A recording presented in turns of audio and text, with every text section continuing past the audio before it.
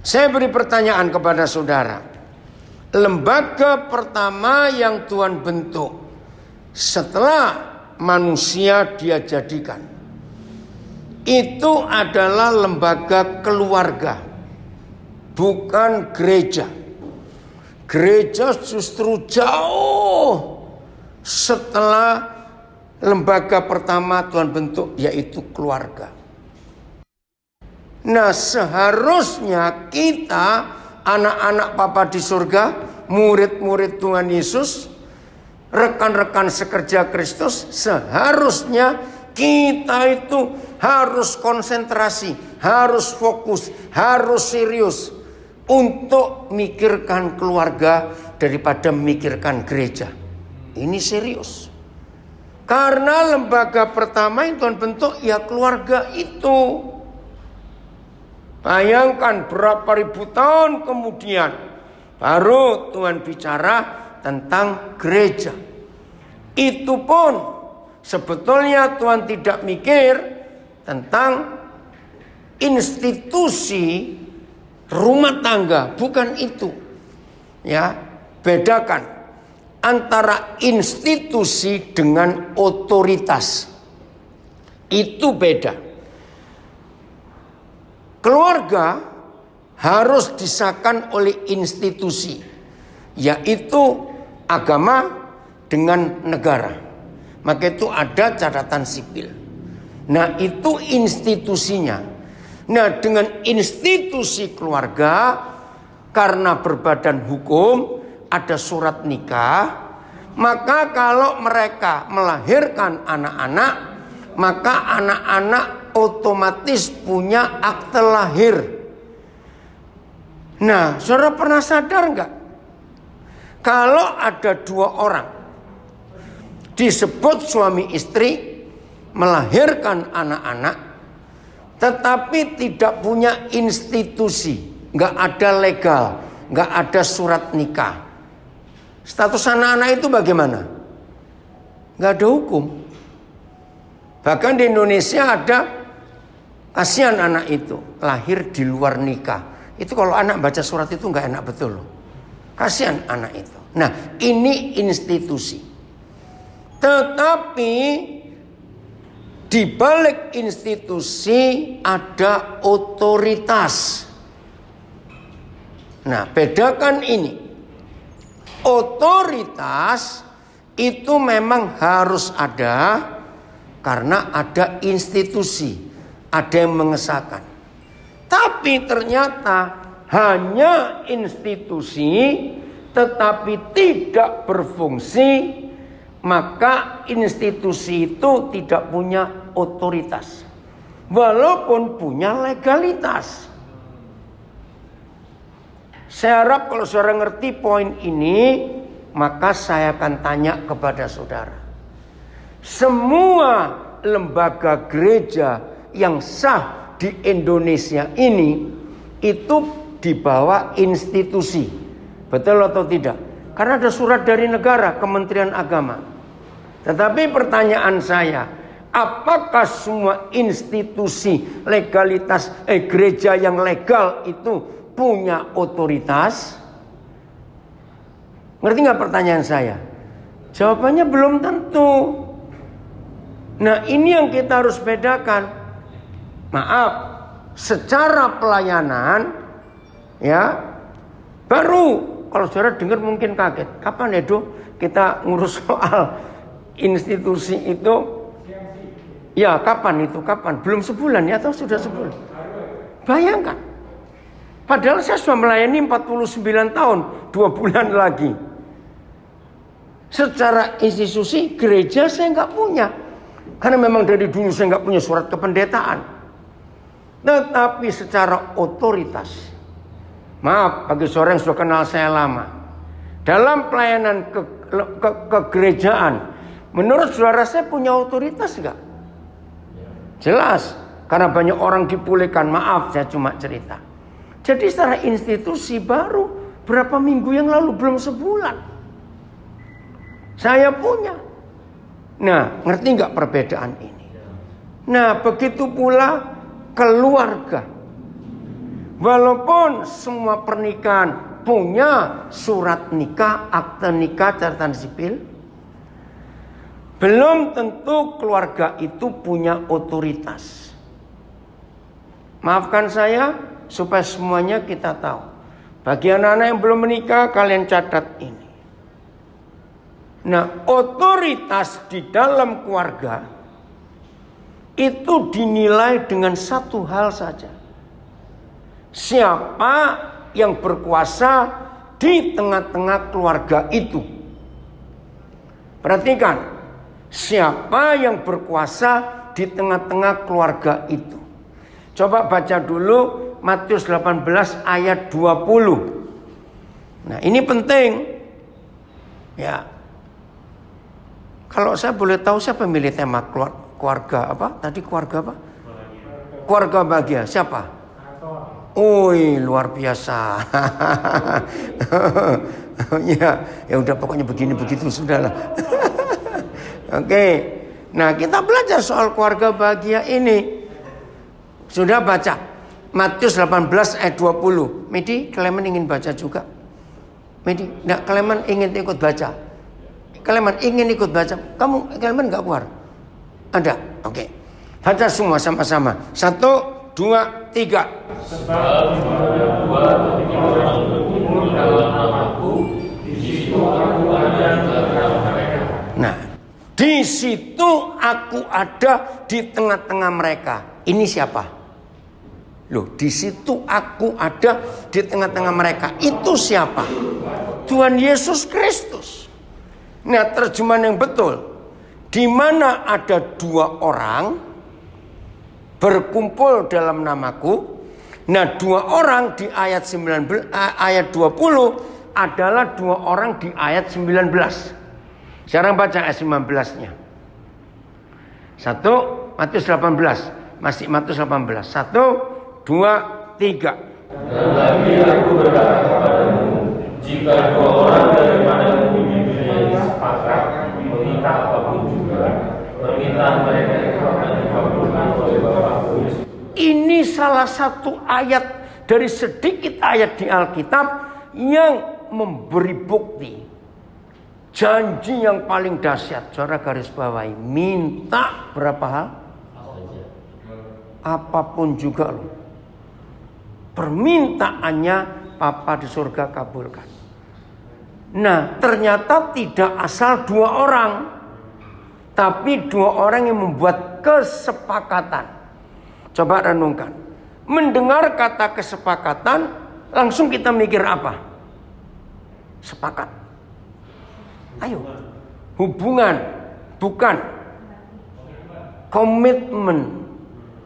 Nah, segala sesuatu yang disebut komitmen itu harus ada legalitas. Harus ada badan hukum. Betul tidak? Ada institusi yang mengesahkannya. Nah, siapa dua orang yang membuat kesepakatan, membuat komitmen, itu cuma suami istri. Maka itu untuk membuat kesepakatan, komitmen harus di hadapan orang lebih tinggi dan ketemu notaris siapapun yang paling hebat. Kalau nggak ada saksi, sah nggak kesepakatan itu? Tidak ada. Nah, saudara tahu nggak? Satu-satunya peristiwa kapan Tuhan yang Maha Besar hadir menjadi saksi di hidup kita, itu cuma sekali.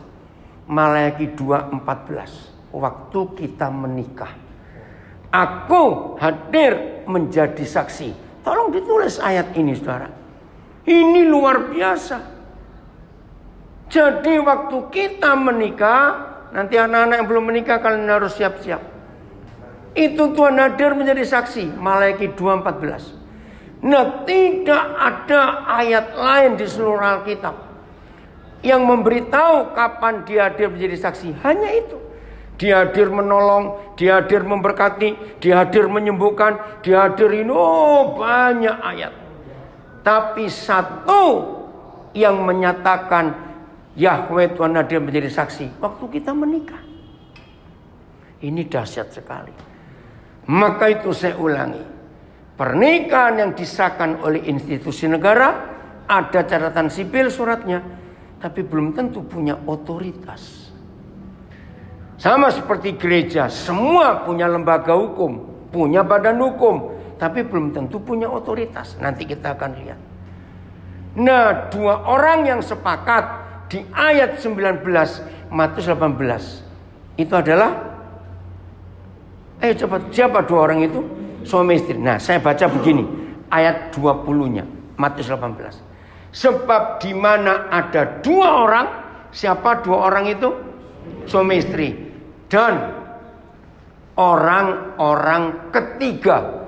Itu terjemahan yang betul. Siapa orang-orang ketiga dari dua orang yang berkumpul pertama? Saudara, ini dahsyat. Disitulah aku ada di tengah-tengah mereka. Maaf, hampir semua gereja menyalahgunakan Matius 18 ayat 20. Dengan cara, kalau mulai ibadah, baik ibadah gereja, ibadah rumah tangga, saudara, kalau 2-3 orang kumpul aja dalam Yesus dihadir, apalagi kita lebih. Pernah dengar nggak kalimat itu? Ternyata itu salah. Nah, itu salah. Ternyata Matius 18 ayat 20 bukan untuk kebaktian, bukan untuk gereja, ibadah. Itu keluarga. Luar biasa Tuhan kita. Nah, kalau semua keluarga selalu ada Yesus Raja segala raja di tengah-tengah keluarga itu. Saya ada 3 pertanyaan. Pertanyaan yang pertama, kira-kira keluarga yang ada Yesus Kristus di tengah-tengah mereka, setan bisa masuk enggak? Nah, ini yang saya katakan tadi. Otoritas keluarga itu tidak ditentukan menikah dengan siapa. Oh, mentang-mentang anaknya presiden, maka keluargamu punya otoritas. Tidak. Otoritas keluarga itu ditentukan siapa yang ada di tengah-tengah keluarga itu. Coba, selain Yesus bisa nggak yang lain masuk di tengah-tengah keluarga itu? Sangat bisa. Nah, ini loh saudara. Nah, Yesus Tuhan ada di tengah-tengah keluarga, itu kuncinya cuma satu, sepakat. Suami istri yang sepakat. Tadi pagi kami ngomong, ya saya yang bicara nggak ikut di sini. Wah, kalau gitu membuat kesatuan suami istri itu sulit. Memang. Kenapa sulit? Karena iblis tahu. Kalau dua orang ini selalu sepakat, minta apapun juga, permintaan mereka pasti dikabulkan oleh Bapa di surga. Pertanyaannya, berarti akankah ada keluarga yang punya masalah nggak selesai-selesai? Nggak ada. Berarti iblis tahu yang bisa mengalahkan mereka hanya kesepakatan suami istri. Nah, sebelum yang bisa mengalahkan mereka mengalahkan setan, setan kalahkan dulu yang bisa mengalahkan mereka. Caranya bagaimana? Membuat tidak sepakat. Dan itu gampang sekali. Bukan yang rajin doa, bukan yang rajin baca Alkitab, bukan yang rajin ke gereja, bukan. Kesepakatan. Saya beri pertanyaan ini.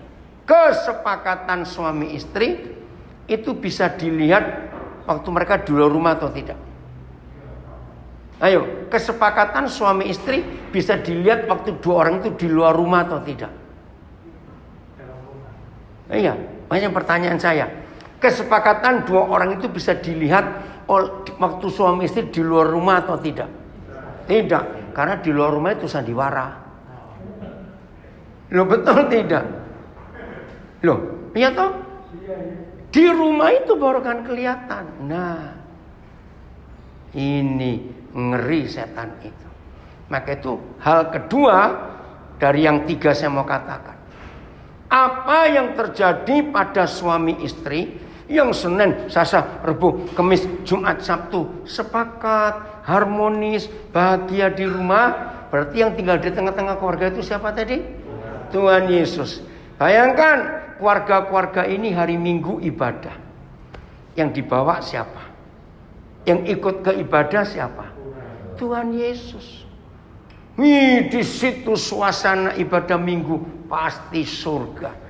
Karena masing-masing bawa raja segala raja. Saya balik. Jangan ada yang tersinggung, jangan ada yang tertawa supaya nggak ketahuan. Bayangkan kalau Senin aman di rumah, Selasa ribut, Rabu aman sedikit, Kamis perang, Jumat gencatan senjata, Sabtu sudah bengkak-bengkak, Minggu ke gereja. Ngerti? Siapa yang dibawa? Nah itu dia.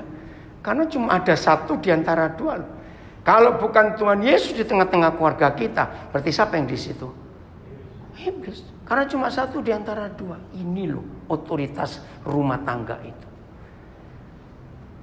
Wih, saudara, dahsyat sekali. Nah, saya punya pertanyaan dengan 2 ayat ini saja. Ya, ini yang ketiga. Dari kehebatan kesepakatan suami istri. Setelah kita tahu 2 ayat ini, Matius 18 ayat 19 dan 20. Jujur jawab, ini saya minta semuanya jawab. Ternyata kita lebih mudah ngusir setan atau ngusir Yesus dari tengah-tengah keluarga kita. Ini pertanyaan jahat sekali, saudara. Ayo, kita lebih mudah ngusir siapa? Kurang ajar enggak? Tuhan Yesus lebih mudah terusir. Ketika kita bagaimana suami istri? Enggak sepakat. Apa itu bentuk ketidaksepakatan? Tolong dicatat. Bentuk ketidaksepakatan suami istri bukan rajin perang, rajin gebuk-gebukan. Enggak perang, enggak gebuk-gebukan, enggak bentak-bentakan. Catat, jengkel.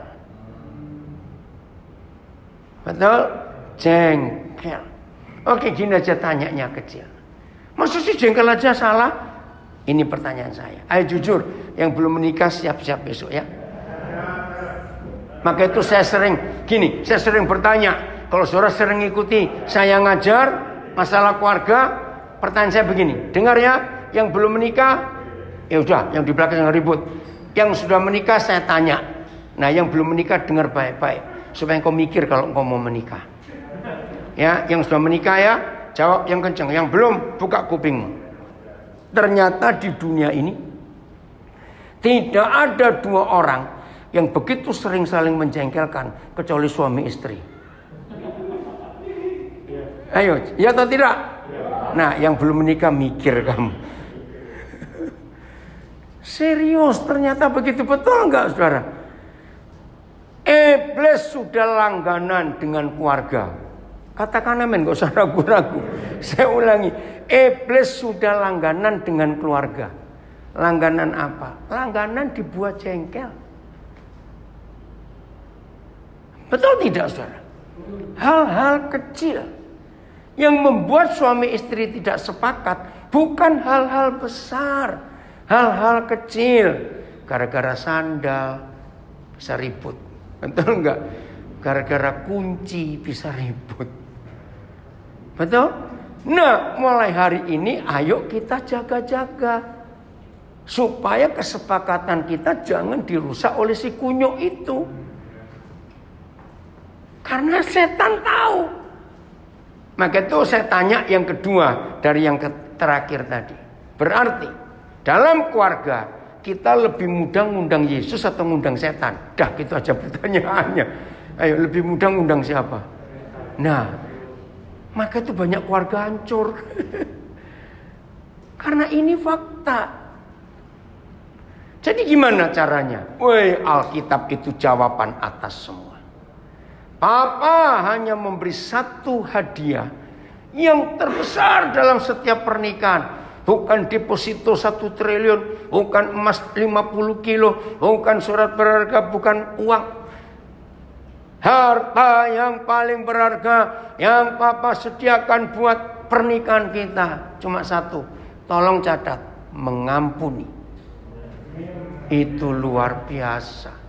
Nah, ini yang selalu menjadi incaran setan dalam keluarga.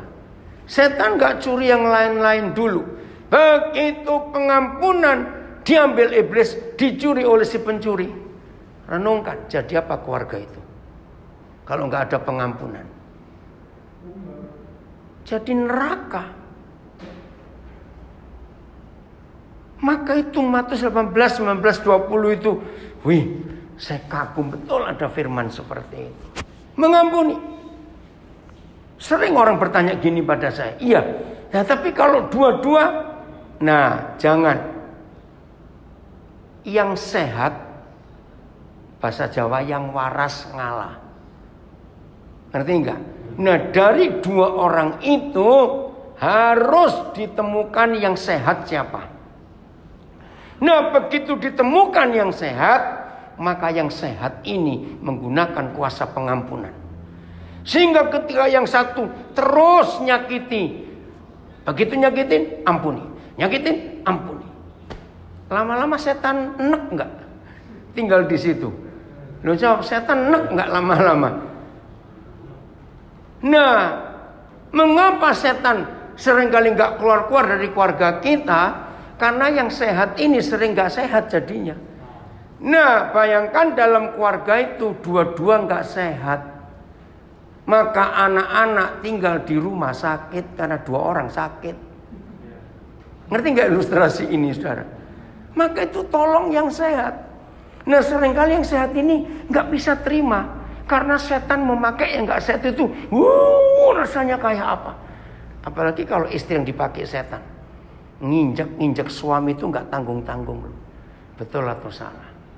Tapi tolong kuatkan suami untuk tetap berdiri teguh sebagai kepala dan otoritas pengampunan pegang terus. Apapun yang dibuat tetap ampuni, tetap ampuni. Kok nggak ada yang ngamen sih dari tadi? Telat. Ngerti? Oh jengkel. Saudara di sini loh belajar otoritas itu ada bukan karena doa puasa. Otoritas ada karena mengampuni. Karena itu yang Tuhan Yesus katakan lewat Yohanes 20:23. Barang siapa yang kau ampuni kesalahannya, Tuhan mengampuni. Maka itu saya sering berkata, istri yang sering cerita, ini bapaknya anak-anak sudah gila begini. Saya selalu bilang, oke bu, kalau bapak gila, tolong ibu jangan ikut gila. Kasihan anak-anak kalau ikut dua orang gila di rumah ini nanti. Ngerti gak istilah itu? Jadi yang gila biar satu saja. Nanti yang satu itu punya kuasa mengampuni untuk merebut. Keren saudara, pakai hukum ini. Karena pengampunan itu mutlak dalam pernikahan kita. Jadi catat mulai hari ini, otoritas tidak akan datang karena doa puasa, karena menyembah, karena main musik, doa pagi. Tidak. Otoritas selalu datang karena mengampuni. Begitu ada pengampunan, setan itu lari.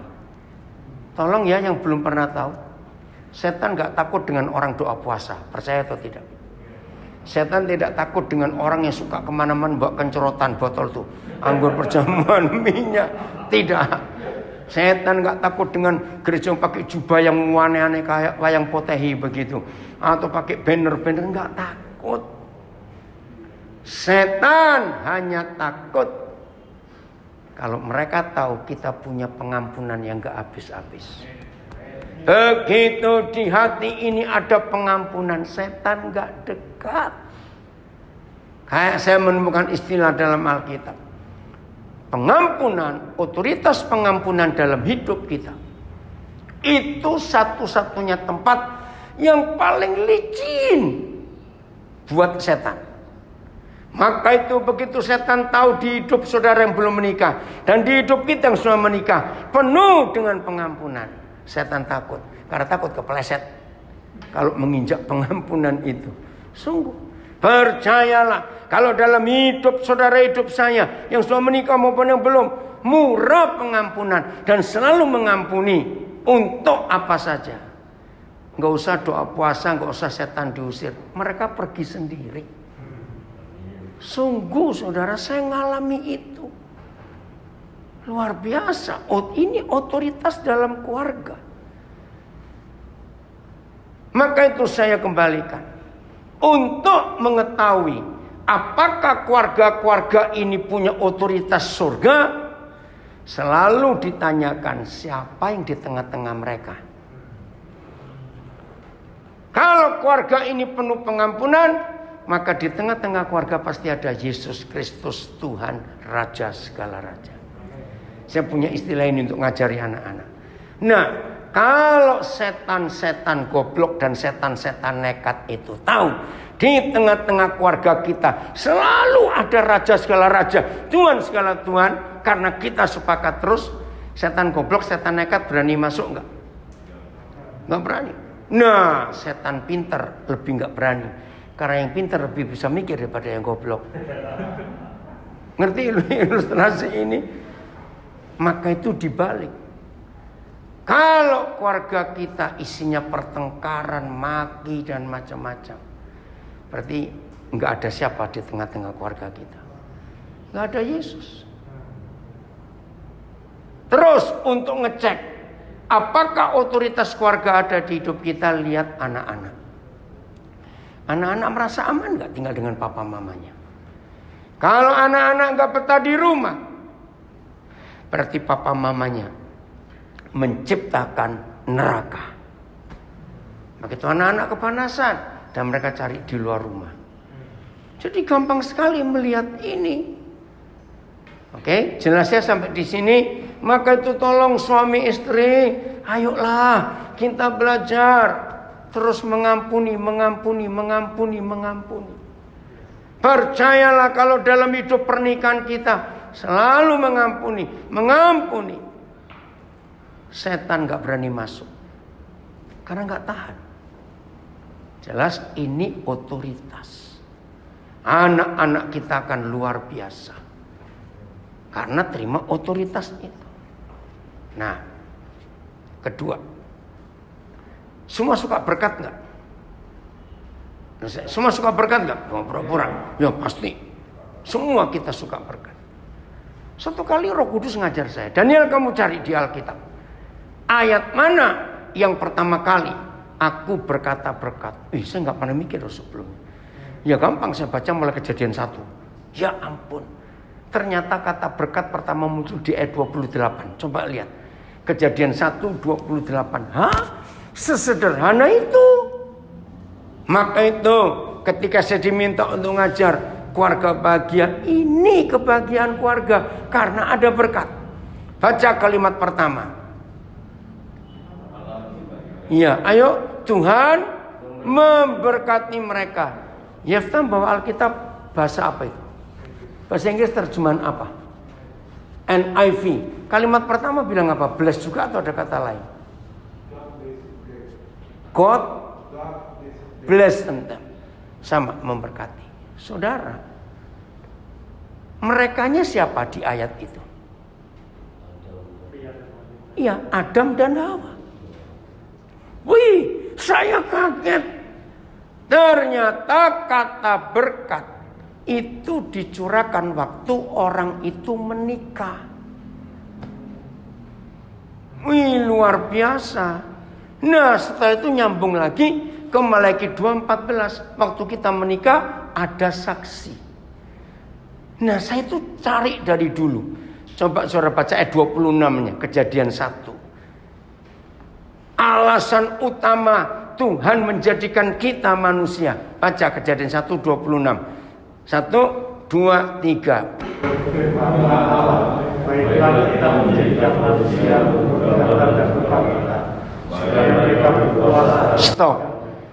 Keluarkan kata supaya manusia itu berkuasa. Apa kata lain kuasa? Banyak gereja menerjemahkan salah ayat ini. Dengan urapan enggak. Ayo, umum saja. Memimpin kurang kuat, kalau cuma memimpin kecil sekali. Otoritas, memiliki otoritas, apalagi berkuasa. Wih, ini seru. Oke, memiliki otoritas, betul. Saya tanya balik. Boleh enggak kita baca begini? Supaya manusia berkuasa seperti Tuhan. Loh, boleh tidak? Ya memang itu tujuannya. Marilah kita jadikan manusia yang serupa dengan kita supaya mereka berkuasa. Seperti siapa? Ya seperti Tuhan. Menurut gambar dan rupanya. Ini loh saudara. Nah bagaimana logikanya mengerti? Setiap manusia biasa untuk menduduki satu jabatan, ngomong aja gubernur, wali kota, presiden, harus diapakan? Dilantik untuk menerima otoritas. Pelantikan selalu oleh jaksa agung. Di semua negara begitu, yang paling tinggi otoritas negara. Harus ada apa pelantikannya? Saksi. Loh betul tidak? Tidak boleh nggak ada saksi waktu pelantikan. Nggak boleh. Kembali. Ternyata kata memberkati itu adalah pelantikan. Dan untuk mengesahkan pelantikan itu harus ada saksi. Siapa saksinya tadi? Itu loh, Malaki 2:14 saya. Tuhan sendiri jadi saksi. Wih, di situ saya melihat luar biasa. Pantas Tuhan ingin supaya kita ini punya otoritas, kita harus dilantik. Ternyata pernikahan itu pelantikan. Enggak sekedar berkat, enggak. Ini dahsyat sekali. Inilah dahsyatnya Tuhan. Pelan-pelan ya. Ayat 27. Baca ayat 27. Kejadian 1. Ternyata ayat 26, 27, 28 kejadian 1 itu satu paket. Wih saya kagum. Ayat 27. 1, 2, 3. Maka Tuhan menciptakan manusia itu menurut gambarnya. Menurut gambar Tuhan diciptakannya dia, laki-laki dan perempuan diciptakannya mereka. Nah, saudara, saya beri pertanyaan dulu. Teologi dan doktrin gereja mengatakan, maaf, secara hukum Alkitab, Tuhan itu laki atau perempuan. Ini teologi dan doktrin. Jelas lagi.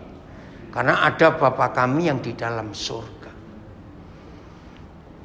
Nah, kalau Tuhan itu laki, padahal manusia perempuan dijadikan menurut gambar dan rupanya.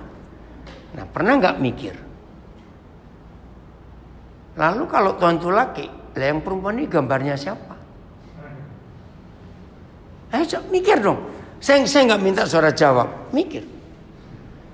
Nah, dari situ ketika beberapa orang Islam mendebat saya tentang kata kita di ayat 26.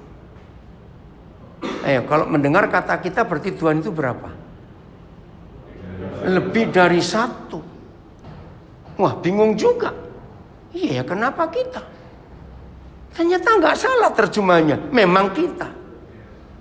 Saudara, ini jawabannya. Tuhan bukan gendernya laki atau perempuan. Salah.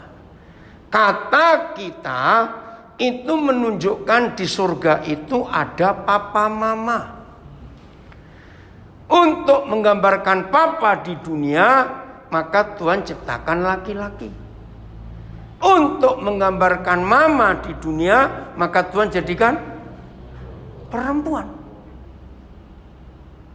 Nah, laki dan perempuan tidak akan sah jadi papa mama kalau mereka tidak, ayo gak usah ragu-ragu, tidak menikah. Maka itu ayat 27 menjadi lengkap karena ada ayat 28. Baca lagi ayat 28. Dan Tuhan ngapain? Memberkati mereka, lalu firman-Nya beranak cuculah. Nah, kalau beranak cucu harus jadi papa dan mama. Wih, saya kaget. Jadi kata kita di ayat 26, ternyata di surga itu ada papa mama. Bukan laki perempuan. Papa mama. Ayo kita sekarang. Ya. Kalau suami istri lagi berdua, anak-anak nggak ada, siapa-siapa nggak ada. Dua orang ini kalau bicara berdua, kata ganti orangnya apa? Kita.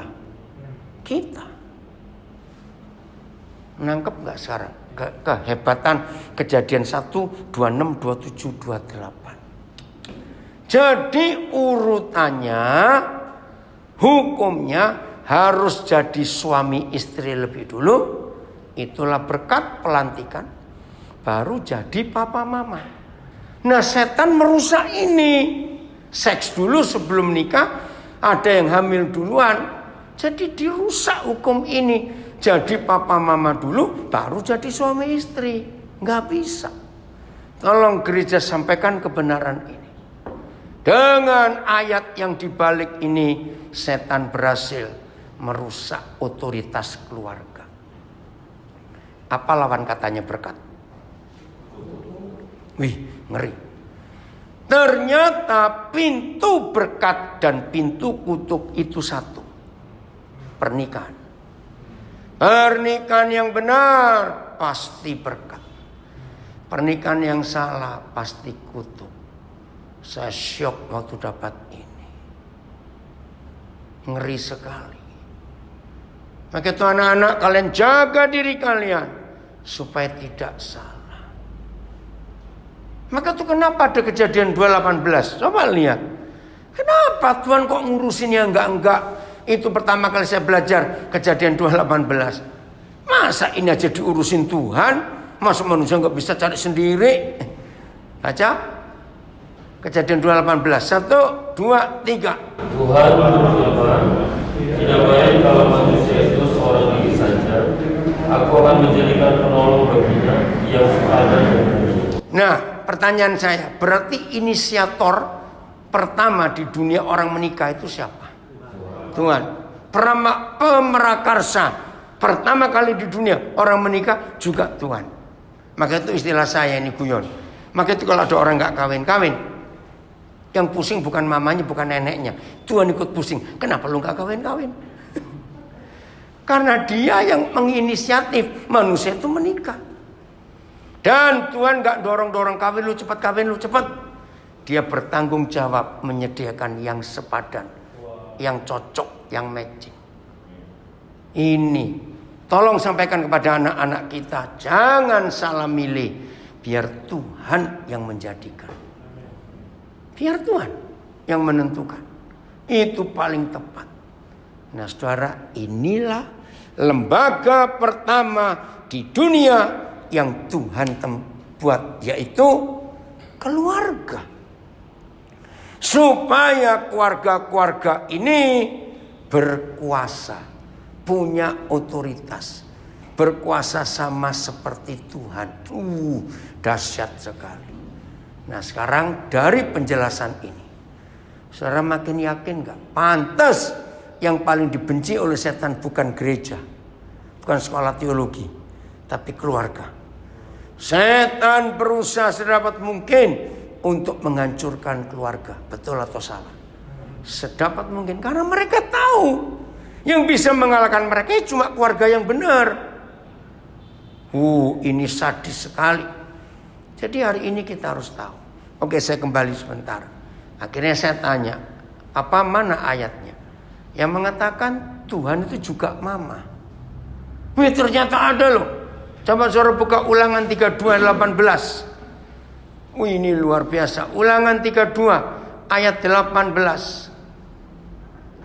Ternyata Tuhan juga mama.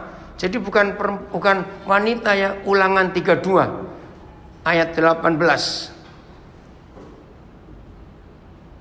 Ayo baca semua. 1, 2, 3. Memperanakkan. Nah, Musa memanggil Yahweh Tuhan itu gunung batu. Nah, kalau Tuhan itu memperanakkan, dia papa atau mama? Mama. Terus, yang telah kau lalaikan. Lanjut. Telah kau lupakan siapa? Tuhan yang melahirkan engkau. Nah, inilah firman yang memberitahu kita ternyata Tuhan itu mama. Dan ini sungguh luar biasa. Loh, tapi kenapa kok nggak boleh dipanggil doa doa bapak kami diganti, ibu kami dalam surga. Nah, ini hukum pernikahan internasional. Ya, ini cuma penjelasan supaya lebih mudah dicerna. Jadi kamu nggak lihat, mungkin ada yang mau tanya atau apa? Enggak, maksudnya mau bertanya atau apa, siapa komen supaya tahu itu. Dengerin ya, ini yang luar biasa. Dalam hukum internasional, sebagus-bagusnya nama seorang anak perempuan, begitu menikah, maka namanya habis atau masih ada? Habis, disebut nyonya siapa. Ngerti? Karena apa? Karena seorang gadis kalau menikah, dia potong kepala. Nah, ternyata yang punya nama itu bukan badan, tapi kepala. Apa buktinya? Coba, saudara punya pas foto, tahu pas foto ya? Yang cuma setengah badan. Gunting kepalanya, tunjukkan ke anak-anak, ke teman, ini fotonya siapa. Ngerti gak ilustrasi ini? Orang bisa tahu gak? Enggak. Karena gak ada kepalanya, gak ada identitasnya. Wih, keren sekali. Maka itu, kepala gereja siapa? Tuhan Yesus. Karena dia mempelai laki-laki, kita mempelai perempuan. Dan setan berhasil membuat Yesus gak jadi suami. Karena gereja masing-masing punya suami, sinodenya itu. Loh, betul tidak? Sinodenya itu suaminya. Contoh, nah ini ada Ibu Ari. Iya, jadi dipanggil Nyonya Ari. Siapa nama lengkap Bu? Arianto? Iria Kusman. Oh, Wiria Kusman. Nah, nama kecil siapa sebelum menikah? Iya, Siuding. Nah, bayangkan, Siuding suaminya masih hidup, Arianto Wiria Kusuma. Mungkin enggak tahu-tahu di balik papan ini Siuding nyebut Nyonya Anton siapa? Nama Anton siapa tuh? Gunawan. Maafin cuma contoh. Orang mikir apa terhadap Siuding? Berzina. Wong suaminya masih hidup, kok disebut nama suami orang lain? Ini rahasia yang saya terima. Saudara dan saya tidak boleh bangga dengan sinode kita, sebab kita tetap mempelai Yesus dan harus disebut Nyonya Yesus. Bukan Nyonya Mawar Saron, Nyonya Katolik, Nyonya GPDI, ya enggak, Nyonya Protestan, Nyonya Baptis. Tidak bisa. Harus Nyonya Betania, aduh rusak semua. Maka itu saya bisa katakan, banyak keluarga masih punya lembaga, institusi, karena surat nikahnya masih ada. Tapi belum tentu punya otoritas kalau suami istri ini nggak harmonis.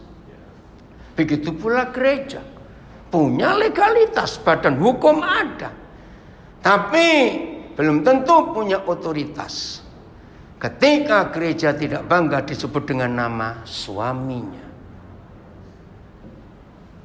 Ini pengertian yang sangat saya kagumi dari Roh Kudus itu.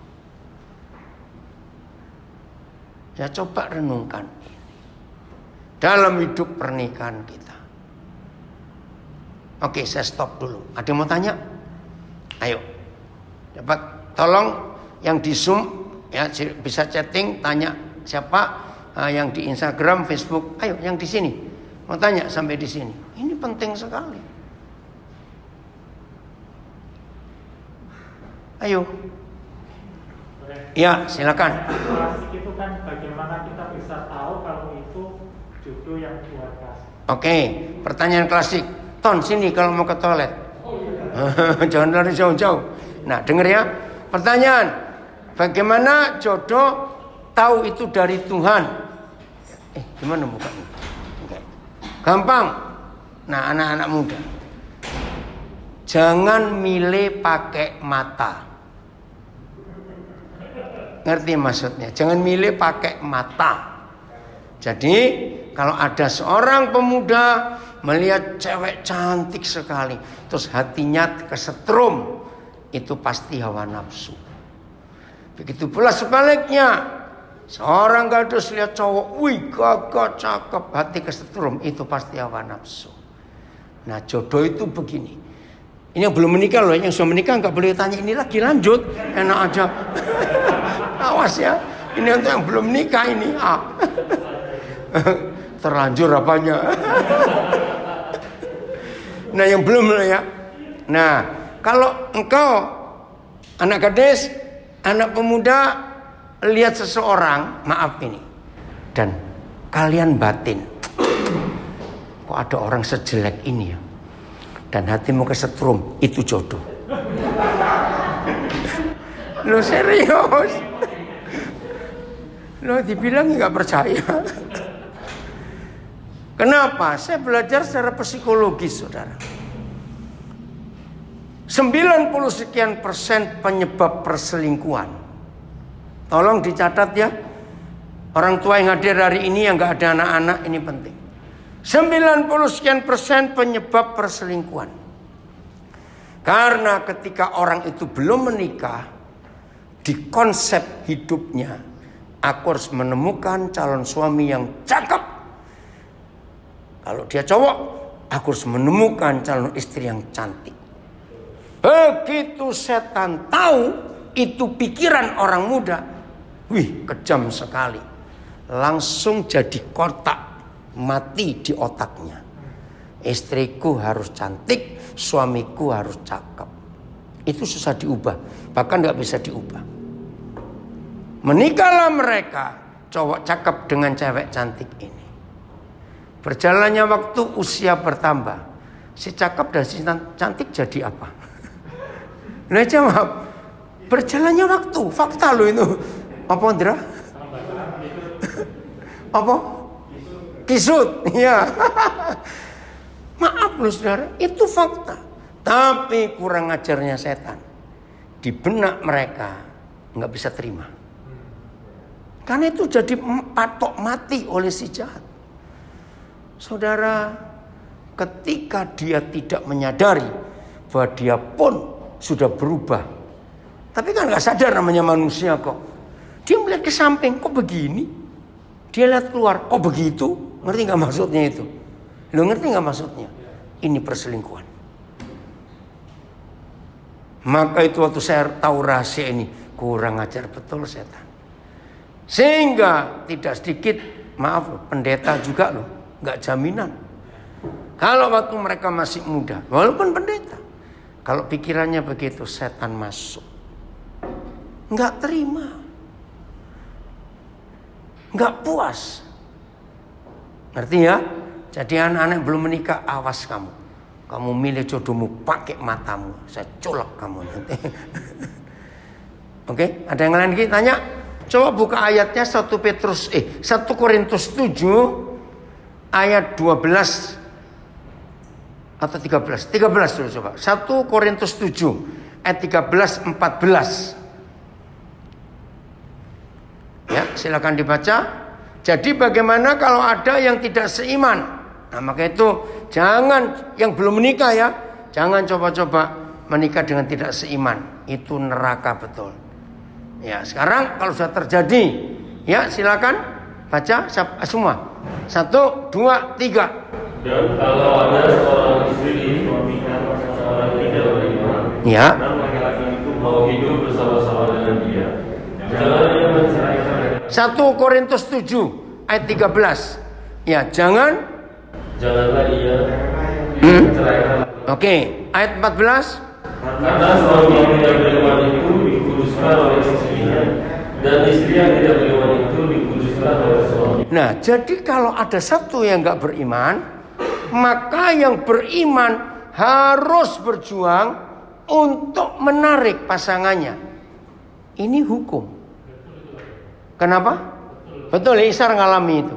Nah, harus. Ya, dia keras loh. Dia begini. Oke, saya pakai logika.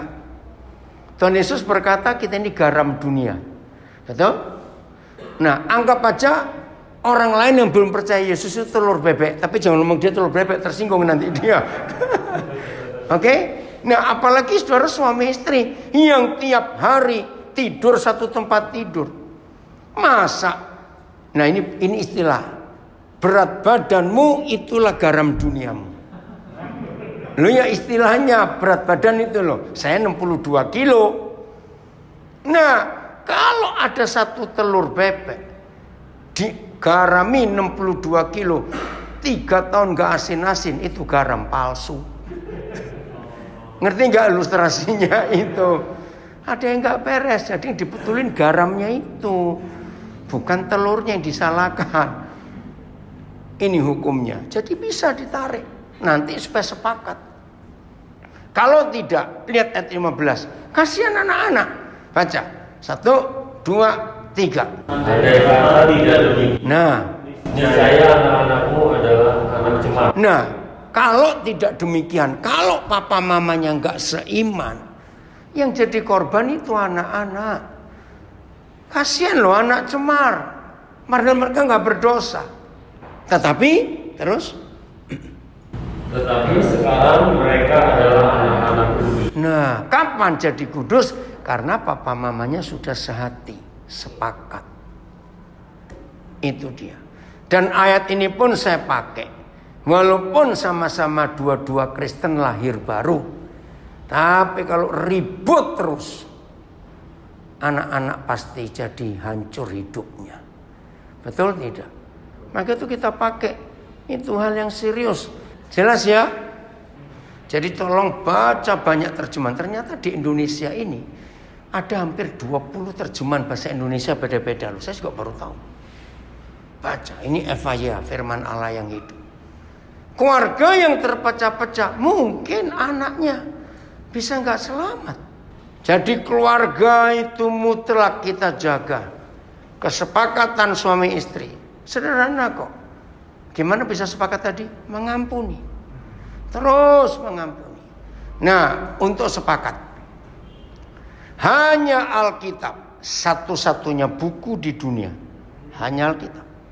Tidak ada buku lain yang memberitahukan begitu seorang laki-laki menikah, sah, diberkati, dilantik, diwisuda, langsung potong badan. Dia tinggal kepalanya. Seorang gadis begitu sah menjadi istri, maka dia potong kepala. Maka kepalanya si laki ditempelkan ke badannya perempuan, lalu kepalanya perempuan ditempelkan ke badan laki, dan itu yang dikubur. Nah, ini kesepakatan. Satu kepala, satu badan. Saya punya ilustrasi dan itu saya alami.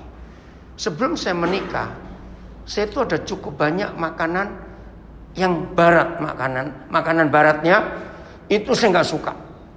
Nah, istri saya itu besar di Indonesia, lahir di Indonesia, besar di Kanada.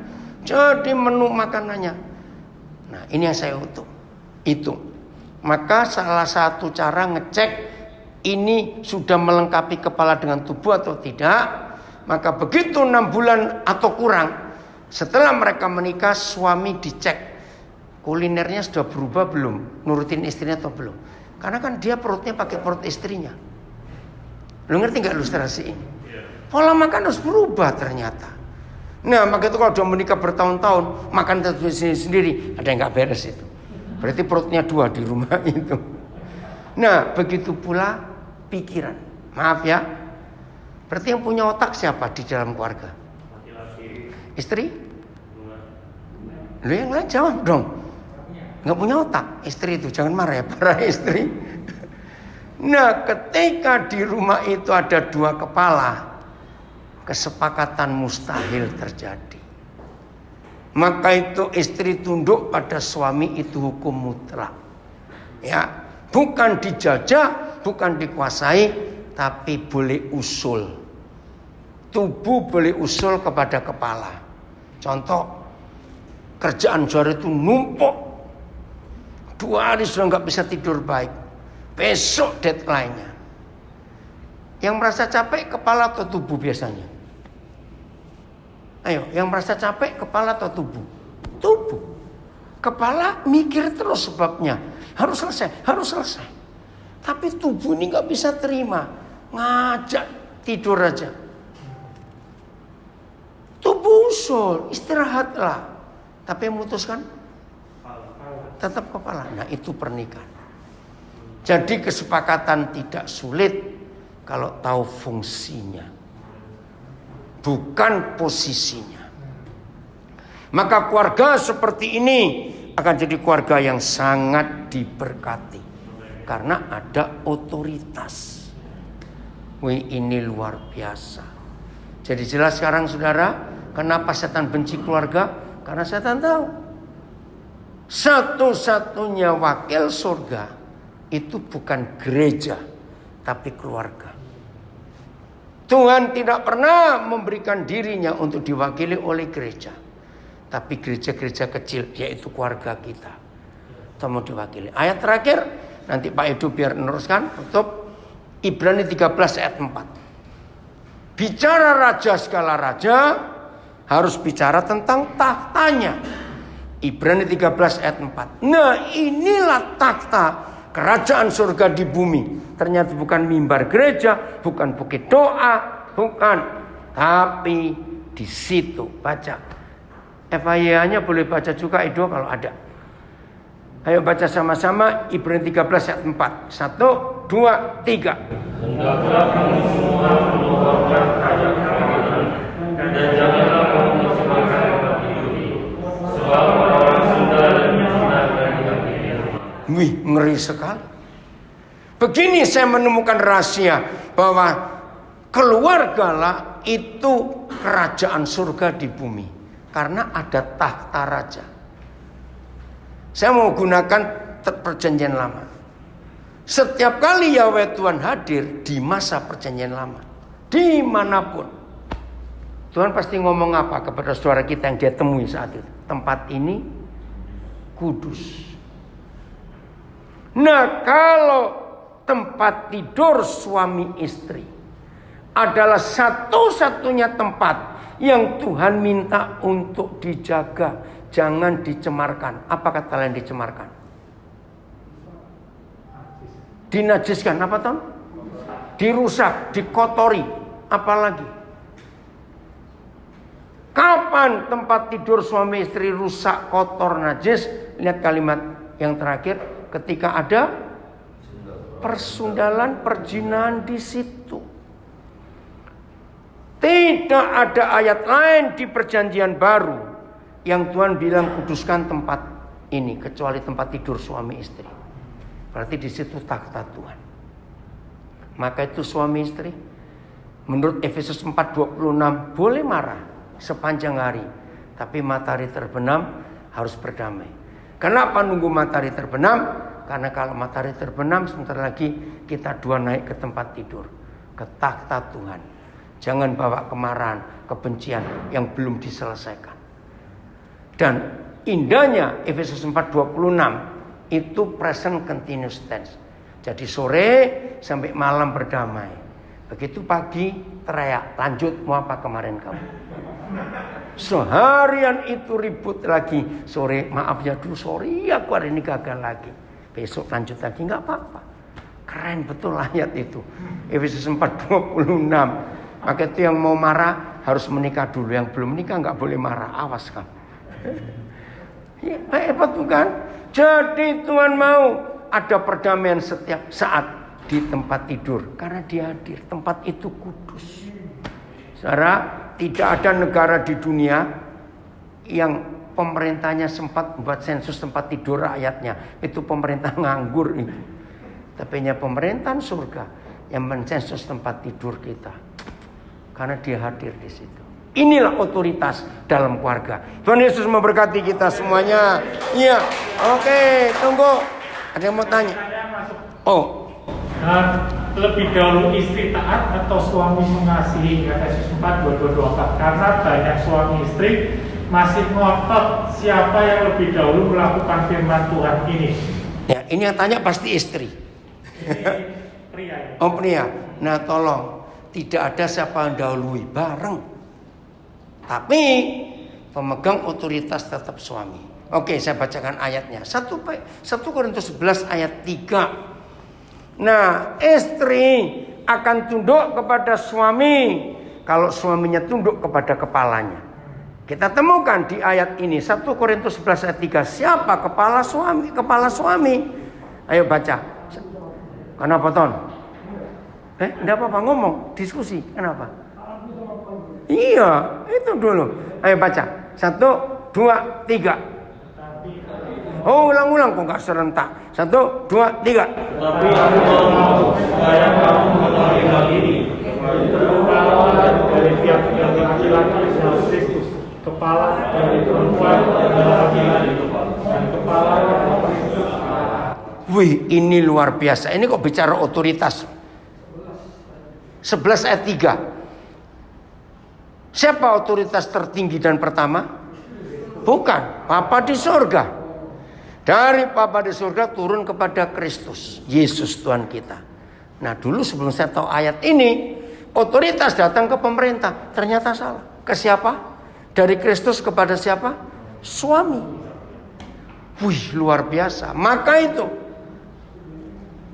lihat, kenapa Jokowi jadi presiden luar biasa di Indonesia?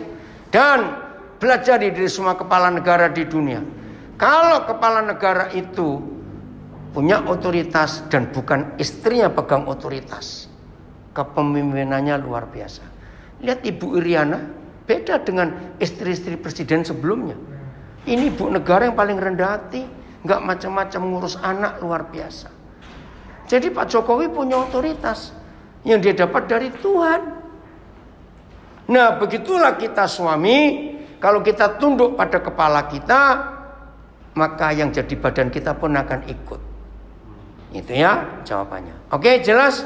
Oh, ada lagi? Ada lagi, tapi ini di luar konteks. Apakah bisa ditanya? Apa itu contohnya?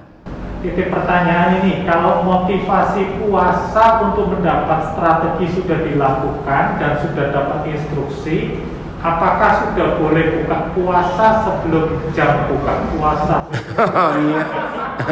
Oke, ya pertanyaannya lucu masih dijawab. Puasa itu nggak ada jamnya, bahkan nggak puasa pun tidak apa-apa asal kita nurut, nggak apa-apa.